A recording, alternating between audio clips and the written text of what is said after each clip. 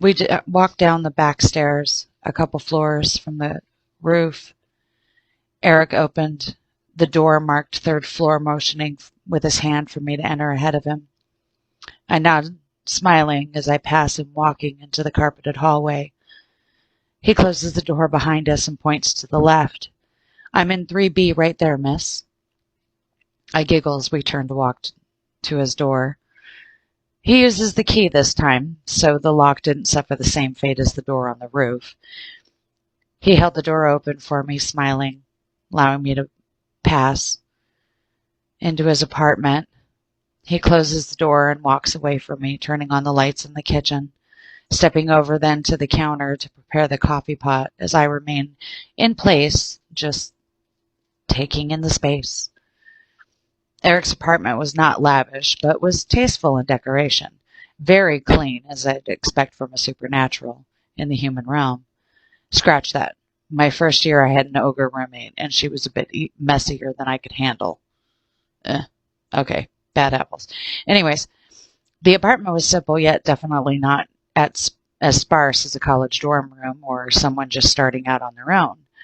Definitely didn't appear the typical bachelor pad either. I turned to walk towards the kitchen where a small table and 2 chairs sat off to the corner. You have a nice home, Eric.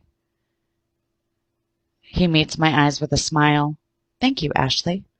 I'm a bit of a minimalist. I move from time to time, so I keep things as simple as possible.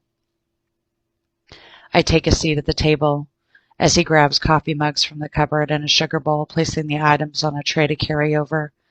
I hear him muttering to himself as he pours our coffee. Oh, spoons! He grabbed 2 from the drawer near him after he returned the pot to the coffee maker, carrying the tray over. I thank him as he mixes some sugar in my coffee before he hands it to me. It's like he knew I took 2. I smile, asking as Eric took the chair across from me. So, how long have you been here? I graduated the university you attend a couple years ago. I've been working, but I probably won't have much longer here before I must go again. You know, avoid the questions why I don't grow old as my colleagues and friends, blah, blah, blah, blah, blah. I nod, understanding though I hadn't had to face that issue yet myself. I still had some time before I would be fully aged before I need to worry about that. After graduation, as Eric mentioned.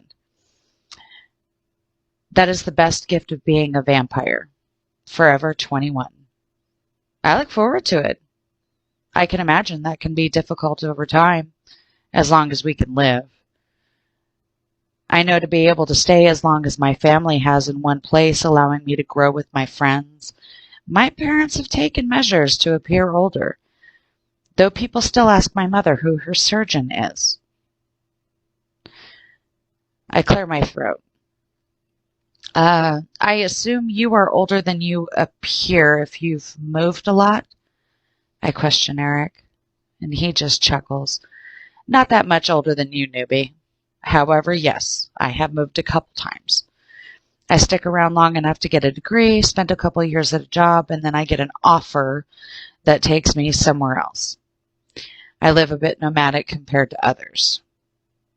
I move more. He raises his cup to sip his coffee.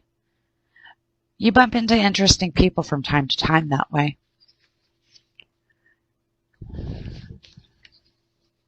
And I caught him staring at me, and we both snicker. He raised his finger in the air, remembering, Oh, let me get you the phone. You can place your call, and I have a full pot of coffee for us.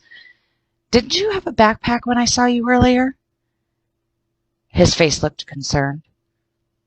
I nod, thanking him as he grabs his cordless phone, handing it to me before sitting back in the chair. I had to ditch my bag when I ran across the campus. I tossed it to the roof of the admin building. Or maybe it was computer science. I'll need to go back and get that. Cell phone, wallet, everything is in it. There's no way or time I could have grabbed it earlier. Eric nods. The hunter may look for that. I can make some calls and get someone to collect that for you. I hand him his phone back. Make your calls. Others should be alerted to the hunter.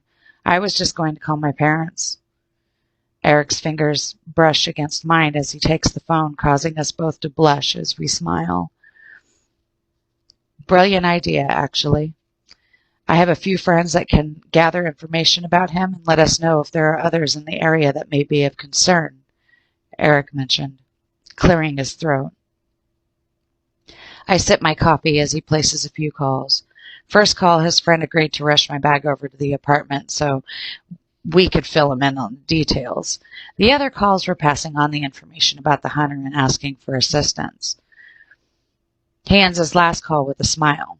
Your belongings are on their way. I have another friend stopping by so we can make a plan. He offers me the phone. You better let your parents know where you are. Young girl out this late in a grown man's apartment? Scandalous. He chuckles, pretending to be appalled. I laugh, taking the phone. No, they actually trust me. The hunter they may want to know about, though. He agreed with a nod, and I quickly called my parents, spilling everything. I reassured them that I had been helped and was safe for now. My father wanted to speak briefly with Eric. Eric made sure he gave him his address and phone number just in case, which my father greatly appreciated, as he told him when I got back on the phone. I was instructed to stay put until he called me and not return to my dorm for the night. My father was sending someone out from his company's security to check things out. Supernatural friend of his that just happened to also have a daughter at my school. Dad, I really don't need a guard. I couldn't help but giggle at his suggestion.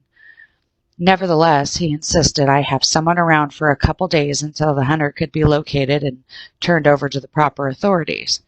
I agreed reluctantly just to get off the phone. I'm sure this friend of his also wants to check on his daughter. I don't blame him there. Sighing heavily, I passed the phone across the table to Eric when I finished. He leans across the table, smiling at me, resting his hand on his chin, elbow on the table, and asks, So, what's it like? He wiggles his brows excitedly at me. What is what like? I ask, confused by both the question and the face he's making. Quickly glancing over his shoulders, then turning back, he whispers as if somebody was around to watch. The vampire mob. Are you like one of their princesses or something? He grins, and his eyes widen so excitedly. I playfully swat at him, unable to stop laughing. I don't even know if that's a thing. Vampire mob, seriously? And the closest I am to royalty is my father calls me princess, on rare occasion. Eric scrunches his mouth to one side, looking disappointed. That's fine. He leans back, running his hands over the table mat to straighten it. You don't have to say. And he just sat there with that look until we both started laughing, and I was laughing at the entire idea. I guess we could be mobbish in the sense we watch each other's backs and occasionally take care of unpleasant business. However, I couldn't imagine my father, the accountant, busting kneecaps because someone lost an invoice and didn't pay accounts receivable. Then again, until tonight, I never thought I would have to run for my life from a hunter either.